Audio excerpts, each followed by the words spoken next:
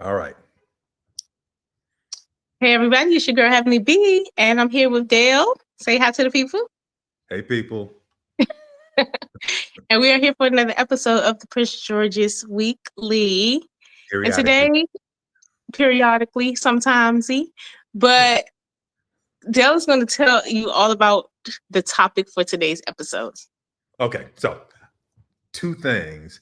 I was trying really hard to record this podcast.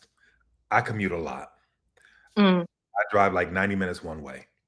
So, as I'm driving, I'm typically either listening to the radio or to a podcast or driving horribly dangerously while scrolling through social media.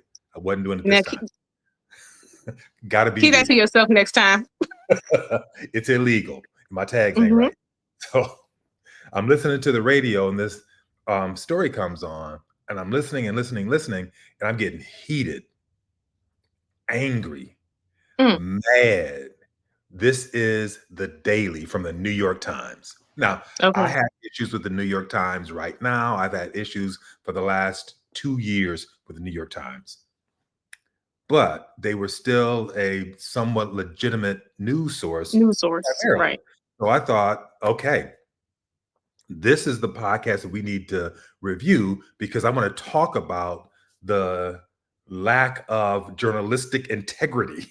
And this Mm. is the great example of it. So I tried to play it for my students, not paywall. I tried to send you a copy, paywall. Paywall. So the episode is there, but it's behind a paywall. I subscribe to the digital version of the New York Times. So I can get behind a paywall, but Mm-hmm. other people can't hear this episode. So they don't know what I'm talking about. But in the episode, they do two things. The first part of the episode, they talk about academia in light of what's going on with the administration threatening to take money away from all the public institutions Mm-hmm.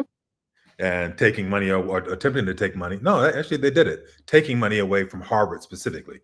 And then they have somebody come on to defend what the administration is doing. Hmm. Okay. And what I You, say, what was their take? Like, that was the problem. Their take was idiotic. of They weren't course, it has to be. right. But the journalist, the interviewer, was not doing his job. When somebody makes an outlandish claim with no evidence, check him on it. He Mm. didn't do this the entire time. So was he given vibes like he had no opinion about it and he just was doing an interview that he had no like background or no perspective on, or was he just not trying to ruffle feathers with the interviewee? Okay, so it sounded like he was trying to not ruffle feathers Mm. because Huh. possibly if you say this is all BS, notice I didn't cuss this time, this is all BS, then you might attract the ire of the current administration who Mm. really believes in this BS. But it's this false equivalency where you take somebody who has a reasonable idea that is well researched, well documented, and makes sense, and then put it up against somebody who has no documentation, no research, just crazy opinion. Yeah, just an You opinion. place them as the same. They're not the same. So Agreed. I thought this was a horrible representation. I canceled my subscription to the New York Times this morning. Okay. I had already They canceled my pissed you subscription off to the off. Washington Post. Yes. Mhm. I don't have a subscription to the Washington Post anymore. I don't have a subscription to the New York Times anymore. I'm getting my Where are you new gonna get your news? I'm getting my news online from Axios and Al Jazeera. Hmm. And And that's free. So that's what's gonna happen with media companies and news companies? it's already happening. They're all going down there to kiss the ring. The editorial staff of the Washington Post has all left Hmm. because they agree with me Hmm. rather than agreeing with the owner, Jeff Bezos, who donated $1 million to the inauguration campaign. Yeah. Mm. We So got people work are starting their own to, networks. But Joy Reid is gone. yeah. Don Lemon. I wasn't the biggest fan of Don Lemon, but I mean, the brother Yeah, has some no, stuff. Gone. He's doing his own thing. Joy Reid is doing her own thing. Other people are doing their own thing rather than having these dominant voices in media, the established parts of media work together on something. They're forced to work separately and they're forced to create their own audience from Mm-hmm. the rest of us who are stuck out here in the wilderness hunting around through all of the BS to find reliable sources. Journalism and that's the problem that I have with it, is like, at least we knew that if we went to these reputable sites, these reputable sources, that we were getting real journalism and real research, and that separated journalists from just the content creators online. But now everybody's going to be mushed together, and like you said, we have to decipher between like what is real news, what is just an opinion, and what has been researched and what has not been. So it's going to be an interesting time. And this is the wrong time to really have this problem. Um, but it's going to be very interesting. Yeah. So when I'm trying to teach people how to podcast in this last year of my doing so, I'm trying to remind them that they have a huge responsibility. Mm-hmm. You have a responsibility to not be the trash.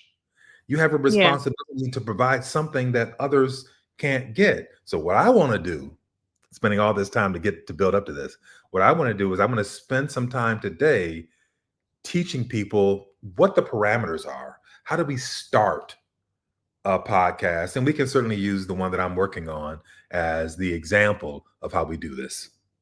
Okay. One of the things yeah, go ahead.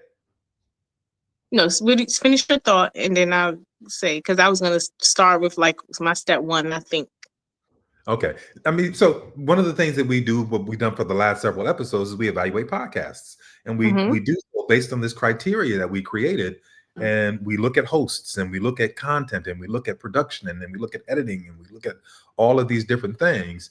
And it's hard to boil that down to a simple catchphrase. For me, it Mm-hmm. is. Mm-hmm.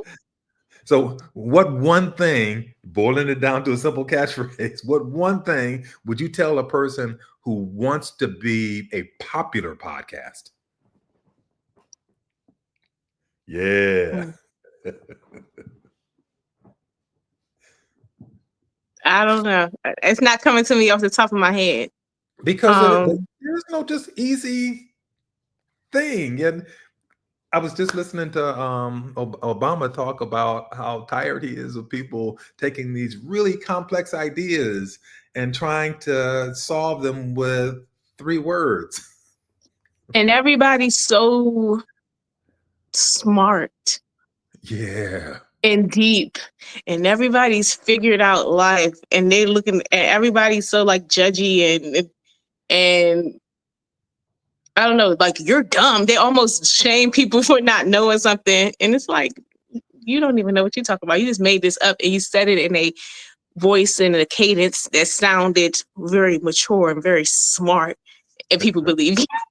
Right. So it's not even that you haven't figured out, like, life is complex in general. And the more you live, the more you grow, the more you evolve, the more you discover that. So thought you had to figure it out, and you don't. It's Right. this thing. It was this thing I heard online though, that I think can apply to podcasts. And I said I was going to use it with my children. This lady said that when she was young, her mom, she would go into her mom that she's bored. Her mom used to tell her only boring people get bored, right? And to use your creativity. And that's what I'm definitely gonna be telling my kids. Because me personally, I don't get bored. No, people can never heard me say I'm bored, because my mind is always on. So, or I'm creating something or thinking of something creative. So I think the same will go with podcasting. I guess you have to be consistent and you have to talk about things that excite you. If it excites you, then it will excite your audience. You won't run out of things to talk about unless you're boring. Okay. So if you get bored with podcasting and you don't, you know, have anything interesting to talk about, it's because you're boring. So, you know, so only boring people get bored. Right. That's a good one. But there's a whole lot there. I think There is. I'm just trying to think of something that can apply. Yeah. if we look at like both sides of it, yes, definitely be excited about what you are presenting in your podcast episode and season and the overall podcast. It should definitely be something exciting to you, and you have to consider your audience every step Sure. of the way. And okay, go ahead. That was it. You just have to consider your audience. It's You not have just to. for you. I think that's why I said that's the starting point because it can't only be interesting to you, but I think it's a starting point. At least even when I was recording my podcast, because I slowed down, not because I'm boring, but other reasons. But I think even with the stuff that I was talking about, some of the things were light, and then some of the things, if they got a little bit more political, the feedback that I would get from people was that they were still drawn to stay and listen because of my excitement for what I was talking about. So I think that energy keeps people intrigued, keeps people energized, and keeps them interested in listening to you. Yeah. So I believe in planning and structure. And maybe I'm completely wrong on this, but I think that if you're going to present an argument, if you're going to present an idea, if you're going to present something that you're hoping to share with people, think about it first, organize it first. We don't ever Agreed. come to this without having talked about it before, planned it before, and showed up before. We talked comb through about, your thoughts. yes. Because the reality is it's not like a conversation. It's just not conversational. But a conversation, yeah, you can jump from one spot to the next and then circle back. Like with the podcast, like you said, it has to be structured. So that means that you have to literally comb through all of your ideas in your mind first, put it on paper, sort it out, and talk and decide when you're going to say certain things. And then you even want to write down a thought that you had that you felt like was that was good. You thought about, you said that was good. You need to write it down because it came naturally to you when you were thinking about it, and it won't come out again if you don't write it down, because it was just a spur of the moment type of thing. So yeah, structure is really important, so you won't be all over the place, so people won't get bored or get confused or when people get confused, they just cut off the podcast. They just stop listening. That's it for the day. Yes. We have so many other choices. If I turn on my Spotify, I could do the Spotify, I could do Apple Music, I could do one of my podcasts, I can do a book on tape, and I'm old. So if I'm young and I've already created this playlist on Spotify, a different playlist on Apple Music, a different playlist on each one of those, I have all those choices. And somehow your podcast has to squeeze through all of that to become the one thing that I people can't wait to listen to. Mm-hmm. Exactly. And I think the structure is important. Also, not only is the structure important, but I also think that you have to offer value. You have to so that's where you go back to what your audience wants. You want to give them something. Like, this is for some of us have an emotional attachment to it, where it's like, this is for us to express ourselves. But then in anything, it's still a business, especially if you want to monetize it. So you want to also make sure that you're offering your audience some kind of value, because if they're getting value from it, if it's something that they can take and that they can apply to their lives, whether it's on an emotional level, a spiritual level, or financial level, they will listen.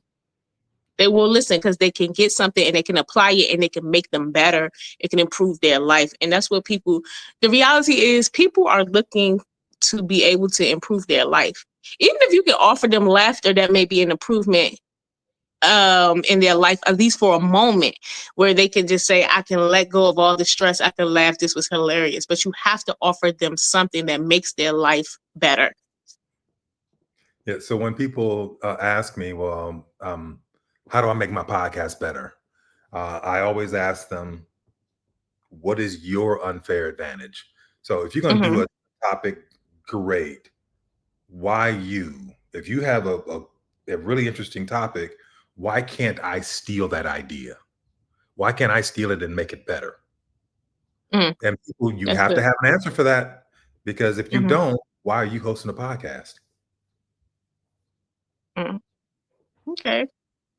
I like that concept. I like that way of, I think it makes, when you think like that, it makes you be detailed in your planning and check off or cross every T and dot every I as much as possible.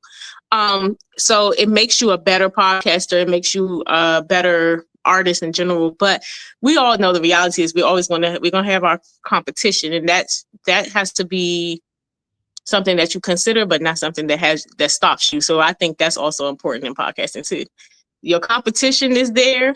You know it exists. You analyze the competition. You figure out what they're missing that you have, and you play on that.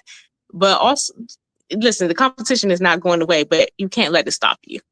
You got to You go. You got to do have, it you anyway. have to know it's there. You have to do your work. I think you're planning. You also have to know, if you don't know how to research, learn how to research.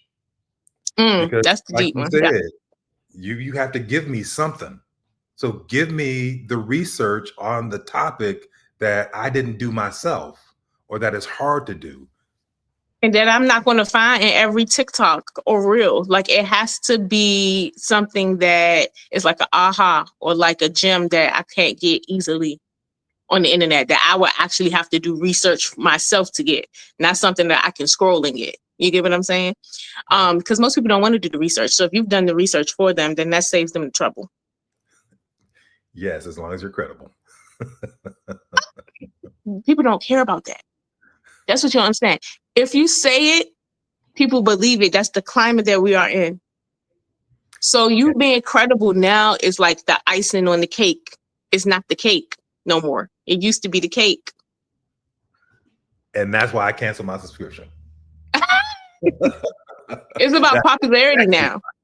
It is, and that's fine. It should be about popularity. But if I don't trust you, It's about how many people listen and believe you, not how many people, not how accurate your research is, not how accurate your information is. How many people are tuned in to you on a regular basis? If you got a lot of people, I want you to come and be a part of my network, because we need viewership, because we need to continue to stay in business. And it's sad. I'm with you to a point. Do you think that there will be a turnaround though? No, I don't. I think we are on this path, and this is just the path we're on. At some point, there may be an addition to what's going on, where those who are better informed can find outlets for their new information, and we can sort of just put this popularity contest to the side. There are still millions of people on Twitter. Why? Black Twitter still exists, but why? But they hiding. They're not publicizing it. It's like the people that go to Target. They going, but they not putting it on their Instagram or social media, because they know better, and they about to get their hand popped if I find out. That makes me sad a little bit though, that we don't see a possibility of that changing, because again, we won't know what's real. We won't know how to get the real news, and that's important. You want to make informed decisions. So Yeah. that was a Good. big thing in my house. Every day when we got up to get dressed for work, I mean, well, I said for work like I was working as a kid. You working at school? And my mom, when we got up, that news was on while we was getting dressed. We were getting information about what was going on locally, and then they always shared their world news. But yeah, let's see what the funding looks like, and if this stuff will continue. What happens in the future? What happens with the next generation? They don't care though. That's the thing. There, you have to think. If you go from millennial which and make it a late millennial like mine, because you know we have some younger millennials. But if you start millennials on back, fine, we care about news. This new generation don't care about traditional news. I'll say that, because I'm not gonna say they don't care about news. They do like information, but they don't care about the traditional news. They don't care about news sources being accurate. They care about something that relates to what they want to hear. So it don't matter if it's true or false. Does it feel good to me? Does this information sound good? Do I agree with it? Does it support the thoughts that I already have, so I can say I told you so? That's kind of like all they care about. Seriously, Well, I work with them. Weren't we the same at 15 and 16? We were not watching the news at 15 and 16. Our parents were. But were we But Gen watching Z the news? is beyond 15, 16, and their 20s. Yeah. I got my other phone. Let's do some little research. You don't even have to. I know who Gen Z is. Because No, I want to be accurate though. That, for myself, I'm just want to know. Here I go. But I do. Like, Gen Alpha. Your students are Gen Alpha. They're not Gen Z anymore. Gen Z is gone. Oh, they're not? Yeah. Okay.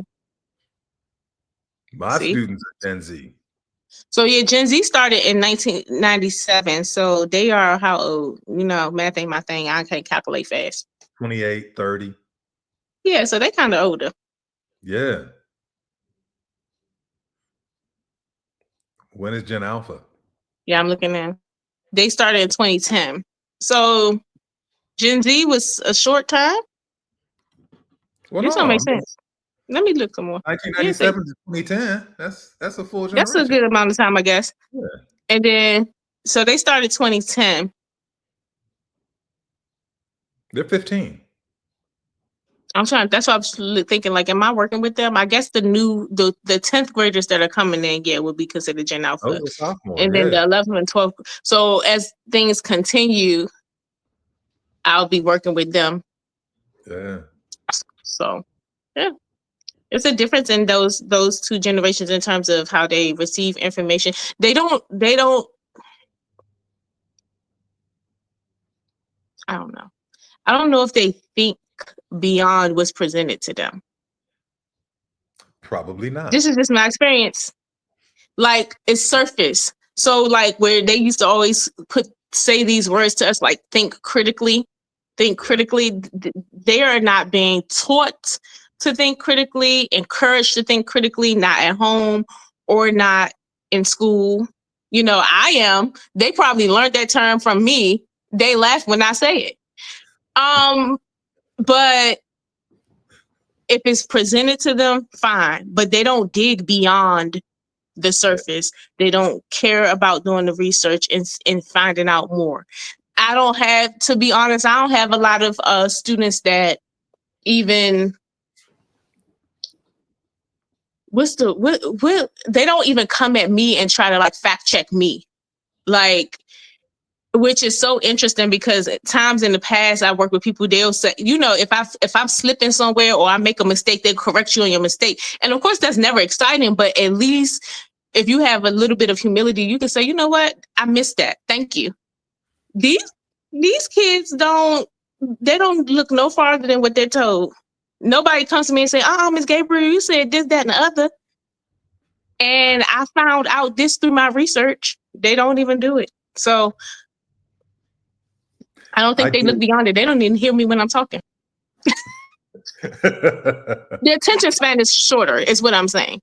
So the attention span is shorter. So it's not really about even you as the person presenting the information, podcaster, so we can stay on the topic, podcaster. It's not about, you got to kind of give it to them in bite-sized pieces, unless it's entertainment. If it's news, bite-sized. If it's entertainment, you can give them a 2-hour podcast the same amount of time as a movie, and they'll listen to it. But will they listen with attention? Are they going to be distracted like they are in your class, like they are in my class, like they are in life? I don't know. I just know them streams be for 2 hours. They be making money. Like David and I were talking about the Shannon Sharpe interview, because I listened to the one with Damon Wayans. Did you see that one? I thought it's really good. I saw highlights. I didn't see the whole thing. I'm your student right now. You ain't have the energy, right? So what I have discovered, since we're going to talk about podcasting, let's separate the different kinds of podcasts really quickly. Not a long, drawn out episode about that, but you have your podcasts that are about news and current events. Then you have your podcasts that are just about entertainment, interviewing celebrities, hearing their stories. And those you can get a longer like listening time from your listeners. So the news, I would say that should stay within the range that we always said, which is about 20 to 40 minutes, right? The people are out of there after that. They're tuned out. If they keep it playing, it benefits you, but it don't benefit them because they ain't heard nothing. Entertainment, on the other hand, I have discovered that there's a place for it. And instead of me being critical about this long podcast, I just got to get with the times. And the Times says that entertainment podcasts can be that long. And so most of our news podcasts are for the driver, the person that's driving to work, driving home, and needs to be able to be in their drive time. These entertainment podcasts, I realized for me, it's good for the weekend. So you got to know when to drop them. It's good when you're cleaning the house. Because I was listening to that podcast while I was cleaning, folding clothes, and doing things like that. So I had time to really listen to it, to laugh, to take it in, to not have to stop it and return to it. I can listen to it all to get my things done, and it kept me occupied. So that brings me to like my next tip for a podcaster is knowing when to release. Knowing what day of the week to release your podcast at what time. Yeah. Did I ramble?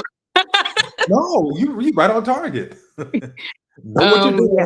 Know who your audience is. Do your research. Know when to release. Know how long your episode should be. That episode that I just referred to was over 2 hours, like 2 hours and 12 minutes. And I thought it was interesting. I'll give you an example. I went to my mom's house. My little brother was there. He has a new boo. He has a new girlfriend, which, I think she's sweet. So anyway, they were just trying to figure out like what to watch. They was scrolling through Netflix trying to figure out what to watch. So I referred them to a movie. I said, y'all should watch Clean and Slim. I love that movie. So I'll be telling everybody, watch Clean and Slim. So they clicked on it and they said 2 hours.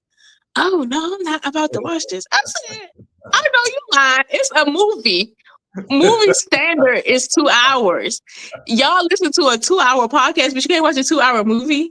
So it's just like, it's just amazing, like the perspective of things. They'll be entertained by a 2 hour podcast where they're just looking at you talk into a mic. But they almost got stressed out about a 2 hour movie where you put blood, sweat, tears, a big budget and everything to create art for them. They ended up watching it and they enjoyed it. But see, I'm like them. When you send me a podcast that's 2 hours, I'm like, what? Why? They couldn't do it in 40 minutes? What? Yeah. I guess if we having fun. Have you ever done a podcast? Have you ever been like interviewing somebody and you did not want the conversation to end? And you feel like you got to end the conversation just because you have to stay within the strict time? Well, I have. Okay. So yes, absolutely. But that's where editing comes in. So if I talk to somebody for 3 hours, it's still gonna be a half-hour podcast. You're gonna get out a lot of the fun, good stuff. That's why, for example, when we did that podcast with I can't think of his name, the pastor. I know who you're talking about. That was like 3 episodes. Yeah. Do you think that people prefer their episodes split up like that, or do they want it all at once? Because you got to even think about the climate of streaming now with television. You have the people who will watch as they release an episode every week, and then you have people like me.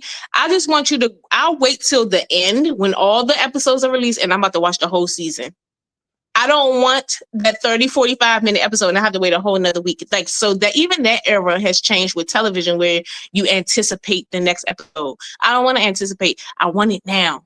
What happens next? And then the next episode starts playing. Right. So you think that people prefer to get their podcast all in one lump? like that, or do they like it separated?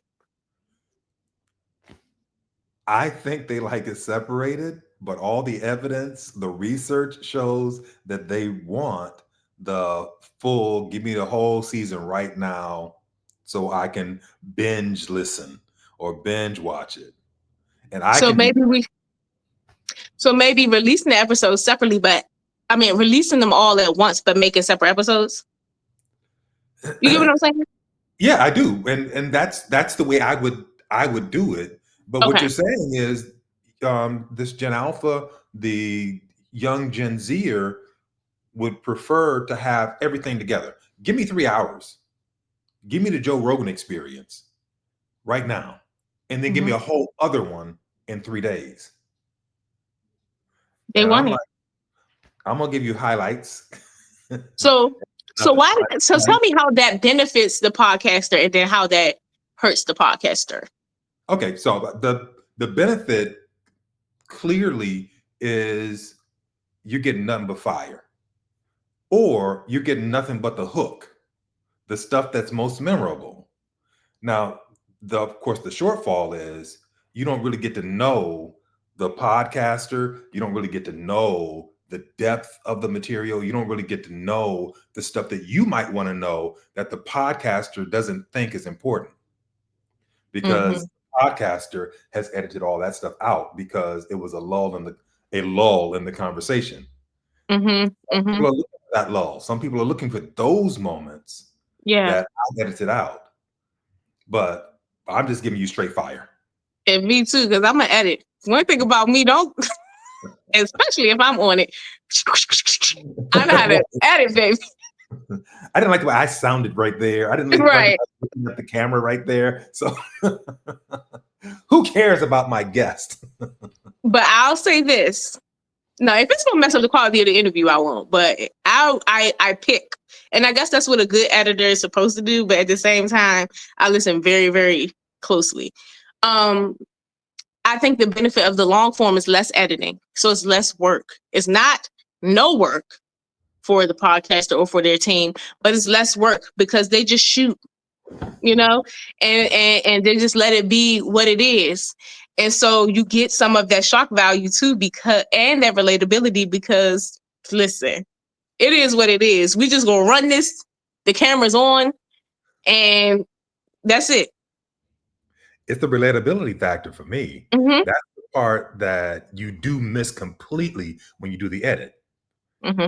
People, I think, are really attracted to the whole self of your podcast host, the whole self of the guest, the whole topic, and not just the fine bits that we editors determine are the fine bits. And we are, again, it goes back to the era. So I think what we have to really boil it down to is there's a shift in how people receive all types of media content now. Like, even when you think about the social media, it's about relatability. So remember when social media first started, especially Instagram, it was all about the aesthetic. It was all about everything being perfect, looking good.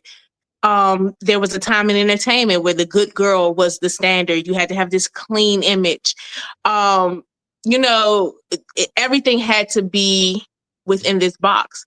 Now people just want to see that you like them, that you have a blanket on your couch. They don't care because me too. And now I feel like I'm about to follow you because you real. You keep it real. Like it's just that thing now. Now I don't know if it's gonna always be like this. There may be a shift again. But right now, everything is geared towards relatability, and that's on every front, from a news and media front to a entertainment front to a social media. Everybody just wants to see themselves in you. Right. So I brag all the time about myself being a baby boomer. Last year, the baby boomers, but still that generation. I'm not Gen X. I'm not the millennial. I'm not. I love being a millennial. Okay. Right. Not Gen Y. I'm a baby boomer. I'm old. But you, as a millennial, still have the same experience with entertainment that I had. So when your boy Nas, if people are still listening to Nas, very problematic behavior, but also an artist. So when Nas dropped an album, you would listen to every single track on your time. You would have to We go were out and just buy that CD. so you just bringing up so many things because music is another thing.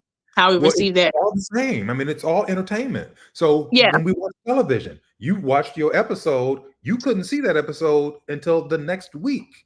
You couldn't get the right. resolution until next Wednesday, 8 o'clock, or 9 o'clock, whatever it was. When they came back on. And with music the albums used to be like 21 tracks, intros, outros, art. Now Dropped these people once don't a have year. Hmm? Dropped once a year. once a year. Now people dropping music sporadically when a track sporadically. People aren't even releasing whole albums anymore like that. And if they do, it's 12 tracks. They listen to it in 30 minutes.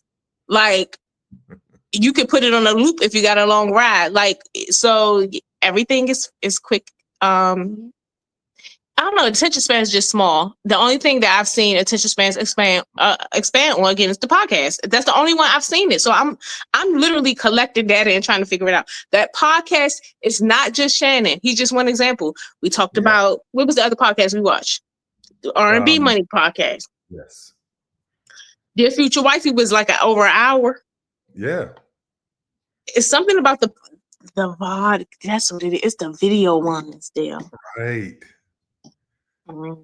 But it's not just the video ones. Rotten Mango is primarily audio, and that one's over an hour now because that's where the content is. But when we come back and we look at this whole thing, the TV for us was one thing, the movies for us was one thing, the music for us was one thing, and your generation too. It was pretty much the same. But now, Gen Alpha right now, they never had that. They never had to wait. They've only had what's now. They only had the 3-hour podcast, which is on video. And they be about to have a breakdown. Right. Like with waiting, they don't understand like delayed gratification, waiting, working for something, earning something. Yeah. It's give me. It's a wild, wild world. It's about to be a wild world. Unless corporate America changes to adapt to that generation, it's going to be crazy when they get in the real world. That's what I got. Generation changing corporate America. Your generation did. It don't look like they want corporate. It looked like they going to be influencers. I'm not even trying to, like, everybody has I feel like as millennials, we really did get the entrepreneur bug. There have been entrepreneurs in every generation, of course, but we were like coming out in masses, like becoming entrepreneurs, right? Yeah. Saying, hey, we want to do what we love. We don't want to do what we got to do, right? But we still did work. We worked our businesses. We had work ethic. The generation behind us, they want a soft life. You see the new trend, soft life. And soft life sound good. I would like a soft life, but I'm also realistic. I'm also realistic that soft life comes from somebody's hard work. So it's either my hard work that gives me soft life moments, or my spouse's hard work that gives me a soft life. But somebody got to work for it because nothing comes for free. They want it for free. You should hear these girls. They talk about already, I'm just going to be a housewife and a content creator. Oh, now I see why you didn't do your homework. You have no plans for this education. You have no plans for this. And they be dead serious. I'll be thinking, I know we talked about boys and stuff like that, but I don't remember talking about pregnancy as much as they talk about it. And like they talk about this stuff now. How many kids they're having, when they plan on getting pregnant. It's like, we weren't occupied with, like, we talked about it because we like the cute boy. We want him to be our boyfriend. We talked about things we probably shouldn't have talked about too. But they are like deep into the family planning stages, and they still children. So I don't know what their mind is occupied with. We was trying to go to the go-go. So here's the difference, because I'm talking to my Gen Z students, and I had a group of just male students. So while your female students, Gen Alpha, Gen Z, are talking about family planning, my male students are saying, I'm not getting married. I'm At not all. having kids till I'm like 35, 40, because Hmm. I got to get my life together. Hmm. So unless we looking at a 40-year-old man trying to grab a 20-year-old woman, there's a That's a whole nother disconnect story. here between the men and the women. A huge Well, disconnect. hasn't it always been that way though, Kendall? Yeah.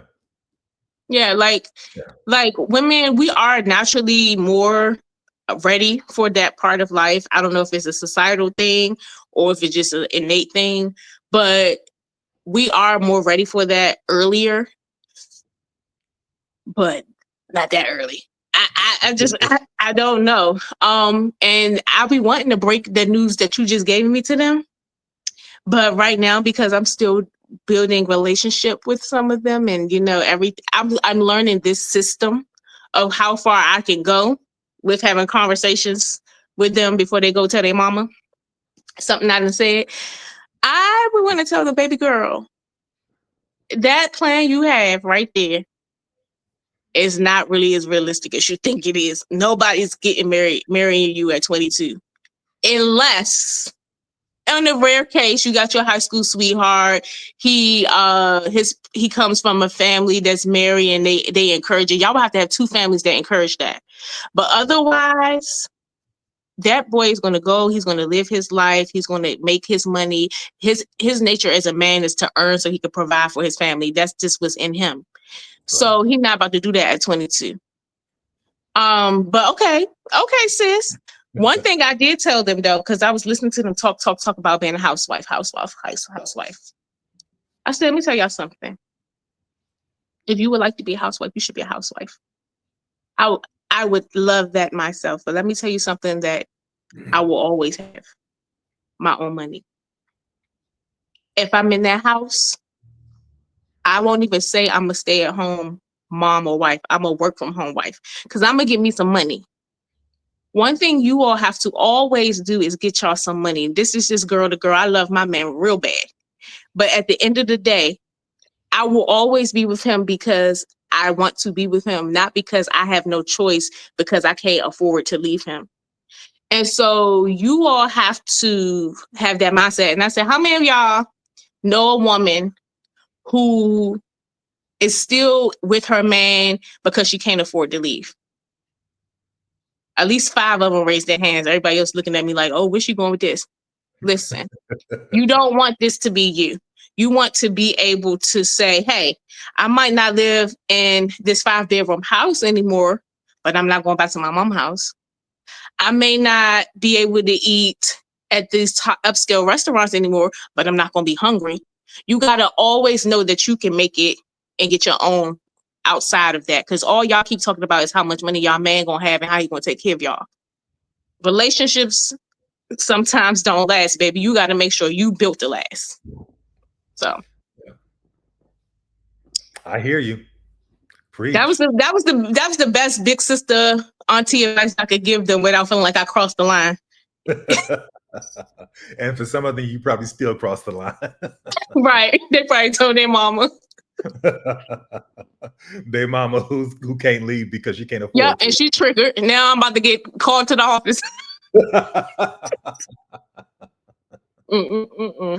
But yeah. Well, Mrs. Gabriel said, right. Get your own money. Don't depend on no man. Then the father mad. yeah. Listen, I stand on it. You go right on ahead. You stand on it. I think it's important for teachers. I think it's important for journalists. I think it's important for all educators to share real data, to share real information.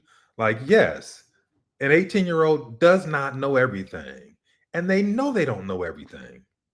And having trustworthy people say it's okay to have that dream, but have a backup plan. Yeah, and then basically. believe when you say those things that that might be their path too. Mhm. It all comes back around to yes, you should be a podcaster if you want to be. Have a plan, do the research, provide evidence, be trustworthy. And it's for who it's for. And it's Those for who people that take it and run with it will see the results.